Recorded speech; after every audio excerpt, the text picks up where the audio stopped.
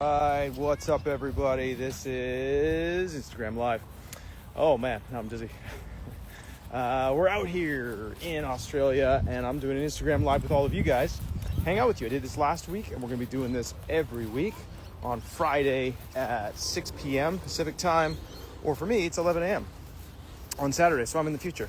So I want to hear what you guys are up to. I want to hear what you're working on. I want to hear what you love. This is one of my favorite things to do, is to chat with people, meet new people, hear what they're all about, hear what they're working on, what they're creating. And we have this beautiful feature where you can hit the request button, you can request to join, and then I can bring people up. And we can hear from you, and you can meet everybody else, and you can share what you're all about, where you live, what you're creating, and I get to meet you. And if there's something you love that you want to share with everybody else, that's why I always ask people, what do you do for fun? What do you love to do? Please do share it. So, we're going live every week. This is my second week doing this. I've been wanting to do this for a long time now, have a regular schedule for Instagram Lives, because I love meeting people, chatting with them, and finding out what makes them tick. I'll start with a quick story about something I learned recently, and then we can kick this off and start to... Can't hear. Someone says they can't hear. Can you guys hear me? Can you hear me? Let me know if you can hear me. Drop those ones in the chat. Can you hear me? Can you hear me? Can you hear me? The birds are pretty loud. Hello, everyone. I have no sound. Can't hear you. Oh, that's weird. Microphone.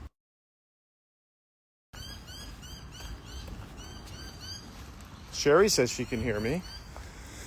Greek Terry says she can hear me. He can hear me.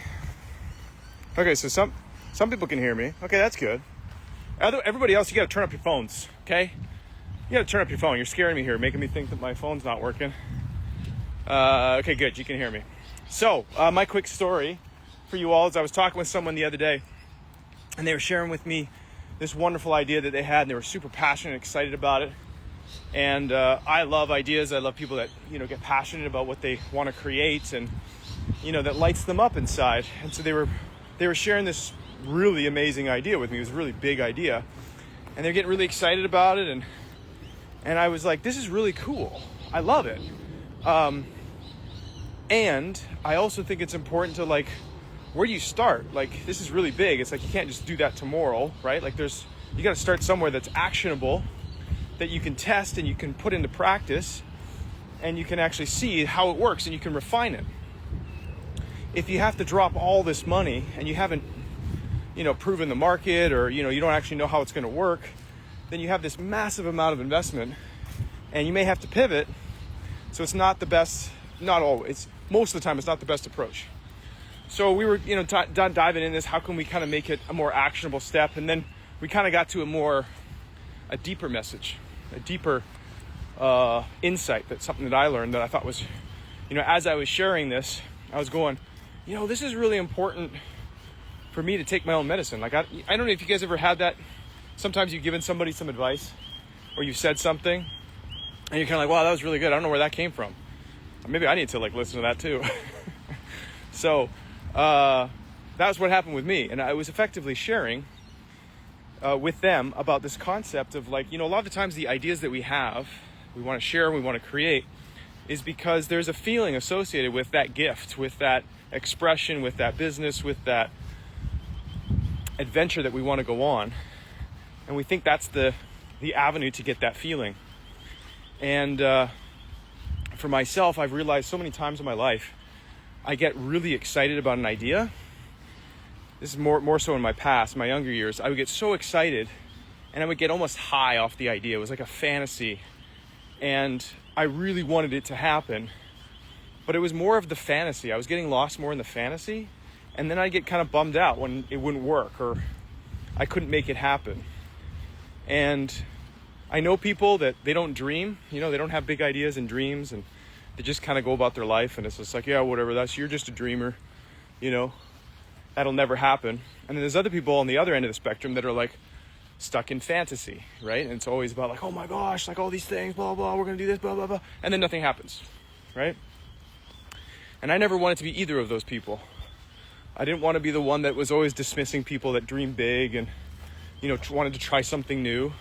But I also didn't want to be the guy that was just living in fantasy and never actually doing anything, you know, just always talking about it. And so in this conversation I was having with this person, we were talking about this, and we got down to the crux of this idea of this feeling that they really loved. And I said, you know, effectively, that vibe, that state of being, that feeling that you love, that's available to you now. Like, you can tap into it, you can think about it, you can listen to it, and you can bring that into your life as an attitude, as a focal point, as something that you want to share with the world in lots of little ways. It doesn't have to be a big way to start, right? And the only way you get that feeling is a really big way. And as I was explaining this, I thought to myself, you know, this is really important. We all have things we love. That's what I love doing these Instagram lives about, learning about what you guys love. We all have things we love and we want to do and share and accomplish. And there's a feeling normally associated with that, what we're going to feel. And I think the insight for me was, get into that focal awareness, that focal point, that state of being. For me, it's seeing love all around. I had an experience when I was in a float tank years ago where I was blessed with this amazing insight that everything is made of love.